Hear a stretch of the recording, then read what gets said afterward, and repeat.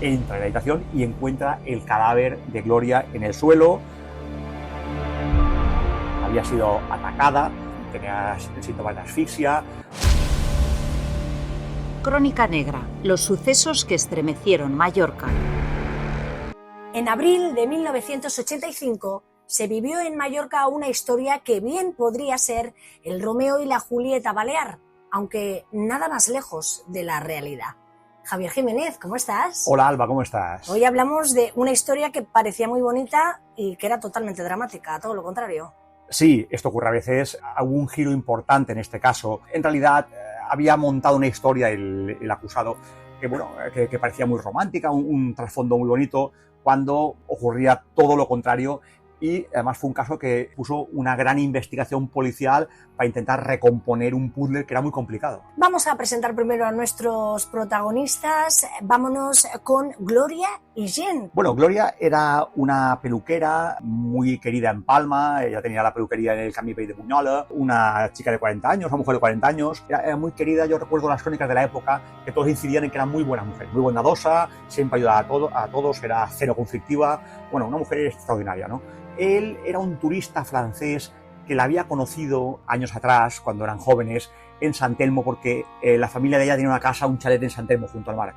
Entonces él acudía con un amigo enfermo que tenían y ese amigo tenía que recibir baños de sol.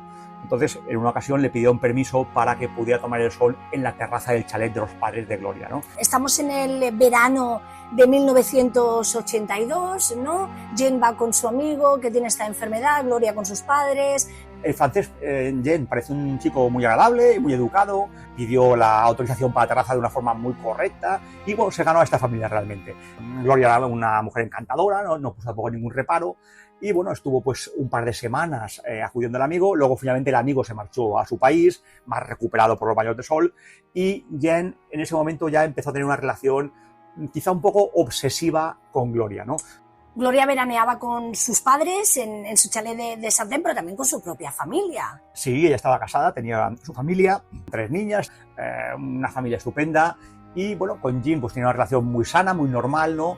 Lo que él albergaba una serie de esperanzas, ¿no? Y cualquier gesto de ella o cualquier comentario de ella pues lo llevaba a su terreno, ¿no? Es decir, era el típico tipo obsesivo que malinterpreta cualquier detalle, va siempre a su favor, ¿no? Ella quería ser pues muy educada, muy sutil para no herirle, porque ella se daba cuenta que realmente estaba totalmente enamorado de ella, pero tenía familia y no tenía ninguna intención de dejar su familia por él, ¿no? Porque hemos dicho que Gloria era una mujer muy querida, simpaticísima, bondadosa, pero además era especialmente bella. Jen quedó prendado de su belleza. Sí, yo recuerdo haber visto fotos de la mujer y era realmente muy guapa.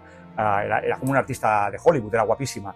Y Jen pues quedó prendado de ella, ¿no? El problema es que era un amor no correspondido. Lo que pasa es que luego, un poco después, ella se separó y ese detalle hizo pensar a Jen, que se había montado una película en su cabeza, que quizás estaba relacionado con él, ¿no? Que quizá había roto su matrimonio porque quizá todavía lo añoraba o albergaba algún tipo de esperanza, ¿no? En realidad, pues todo era falso. Pero bueno, estas cosas ocurren a veces, él se montó la historia en su cabeza, se fue obsesionando cada vez más y comenzó a enviarle cartas de forma compulsiva, ¿no? Pero claro, todo cambia cuando se produce ese divorcio, esa separación con su marido, por otros motivos, no por Jen, precisamente. Sí, la relación va mal y deciden romper y Jen se entera porque Jen tenía una serie de amigos en Mallorca que le iban informando un poco, había tejido como una red de información, ¿no? De informantes, y cuando se entera pues todo cambia, ¿no? De repente él piensa que ha sido porque realmente ella está enamorada de él, ¿no? Nada más lejos de la realidad.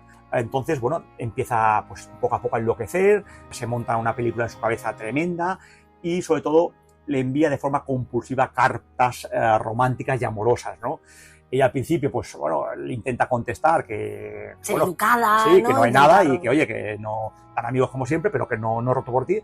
Pero finalmente se da cuenta que es una especie de acosador, ¿no? Porque él ya empieza a enviarle cartas un poco apremiantes. De hecho, Gloria en ese momento ya empieza a sentir cierta tensión y ya quiere poner un poco de separación entre Jen y ella. Ya no le hace tanta gracia ni se siente tan cómoda con el que era su amigo hasta el momento. Sí, porque además él venía a Mallorca pues 2-3 veces al año, demasiado, ¿no? No es normal, lo normal, si te gusta mucho Mallorca vienes una vez al año en vacaciones, no venir 2 o 3 era excesivo, ¿no? Y sobre todo venía por ella, y además se notaba mucho y pues la seguía continuamente, solo quería estar en contacto con ella, solo quería verla, se rodeaba de los amigos de ella, quería integrarse en su círculo, es decir, estaba forzando demasiado la máquina, ¿no? Ella llega a un momento que se siente incómoda y ve que este hombre pues está un poco perdido y que se ha hecho ilusiones en vano. Llega la Semana Santa de 1985 y él incluso da un paso más, se vuelve más insistente, incluso un poco más agresivo o con un comportamiento más agresivo, no contra ella, pero sí como queriendo poseerla. Sí, viene a un hotel de Campastilla, en la calle Virgili, número 36, y le da como una especie de ultimátum, ¿no? Que tiene que hablar con ella, sí o sí, se pone un poco violento. Ella, bueno, al principio pues insiste lo de siempre, oye, no hay nada entre nosotros, no te hagas ilusiones, estás equivocado, pero él amenaza, por lo visto, con montarle un escándalo en su peluquería, ¿no? En la peluquería de Gloria era muy frecuentada por muchas mujeres de la barriada, tenía una gran clientela, ¿no? Entonces ella, pues velando un poco por los intereses del negocio, comete quizás una imprudencia que es ceder a las exigencias de él e ir a verle sola al hotel de Campastilla. Claro, no creyó que le pasaría nada malo en aquella habitación. Efectivamente. De hecho, ella pensaba que era inofensivo, que era, bueno, era un hombre que estaba enamorado locamente de ella y, bueno, ella intentaba hacerle ver que no era correspondido, pero de una forma muy sutil, sin herir sus sentimientos. Pero nunca sospechó que fuera realmente violento. Gloria llega a esa habitación a la 505. Llega ella más o menos sobre las 5 de la tarde de ese día y de repente hay, claro, una nebulosa, un parón tremendo porque no se sabe qué ha ocurrido hasta las 12 menos cuarto del día siguiente, que una camarera de habitaciones entra en la habitación y encuentra el cadáver de Gloria en el suelo. Había sido atacada, tenía síntomas de asfixia. Bueno, la habitación es precintada, llega la Policía Nacional con su grupo de homicidios, también la Policía Científica, crean un perímetro de seguridad para que nadie entre, investigan la escena del crimen y llama la atención que hay una carta manuscrita de él y que él no está. ¿Una carta de Jean? Correcto, una carta de Jean en la que supuestamente llegan a ser en un castellano atroz porque estaba llena de faltas. Habla de Romeo y Julieta, que bueno, que han convenido morir juntos, que quieren ser enterrados para siempre en Serracó, en Andratx. Vamos a leerla, Javier, porque me parece un documento de estos que por suerte conservamos en el diario. Yo creo que hay que darle valor a esa investigación que se hace en los 80. La nota literalmente decía: nuestro conocimiento a San Telmo 1982 era una hermosa historia de amor, una romanza como Romeo y Julia. Hemos convenido de morir juntos, unidos para siempre, Gloria y Jean. Quisiéramos estar enterrados juntos por siempre a Sarracó. Que Dieu nous pardonne. La última frase la pone en francés. Efectivamente. Y además es algo curioso, en la mesita de noche aparece un diccionario y una Biblia, ¿no?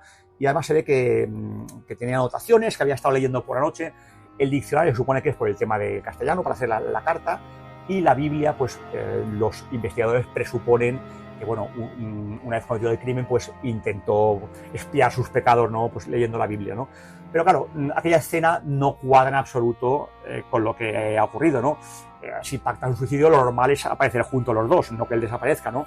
Y sobre todo que una vez que contactan con la familia, se dan cuenta que era un amor no correspondido, con lo cual ya todo apunta hacia un homicidio y no un suicidio pactado. Eso te iba a decir, aquí ya la historia de Romeo y Julieta, por mucho que él quiera aparentar, se acaba porque no mueren juntos, ni hay allí unos indicios de un suicidio pactado. Están esos antecedentes del miedo de Gloria en los últimos tiempos, de la presión que sentía por parte de Jean. ¿La policía lo tenía claro desde el principio, que él tenía un papel muy sospechoso en todo esto? Sí, porque bueno, al principio cuando aparece el cuerpo, pues evidentemente pues están un poco verdes en la investigación, no saben ni qué es ella. Una vez que es identificada, el siguiente paso siempre es contactar con la familia o con su círculo íntimo, ¿no? La familia pues comenta que efectivamente este hombre estaba muy obsesionado con ella, pero que era un amor no correspondido y que incluso se había puesto tenso en los últimos meses, ¿no? Que las cartas ya eran un poco intensas, había cierto acoso, se repetían con demasiada frecuencia y que ella estaba muy incómoda con este hombre, ¿no? Por tanto, lo del suicidio pactado pues queda totalmente descartado, ¿no? ¿Y dónde le buscan al turista francés? Bueno, buscan sobre todo por la zona, ¿no? Buscan en Campastilla, Playa de Palma, esa zona, no encuentran nada hasta el día siguiente que un testigo avisa de que hay un bulto flotando en Calablava, no muy lejos de su hotel, y bueno, el bulto llegan los pescadores, lo sacan del mar, lo identifican y finalmente es el cadáver del francés. Una vez que se encuentra el cadáver, supongo que hacen otra serie de comprobaciones y llegan a la conclusión de que ahí lo que ha habido es un crimen, Javier.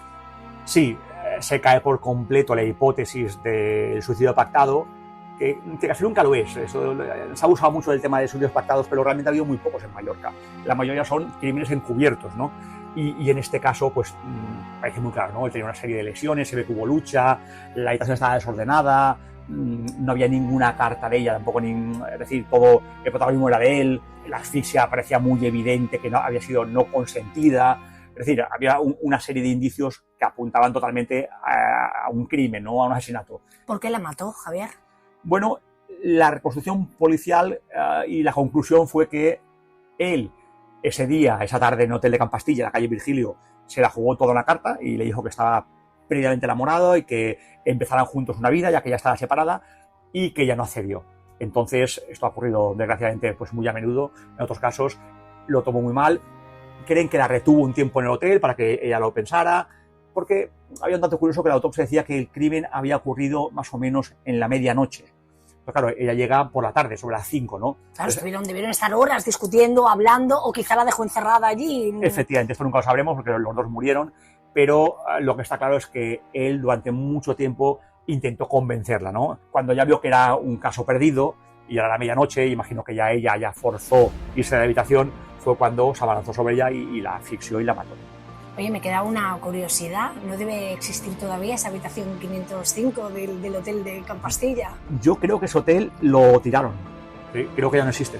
Bueno, porque si no, no sé yo quién se alojaría con esa pequeña maldición allí. No, creo que fue reformado con completo y ya no tiene nada que ver con lo que era antes. Bueno, mejor.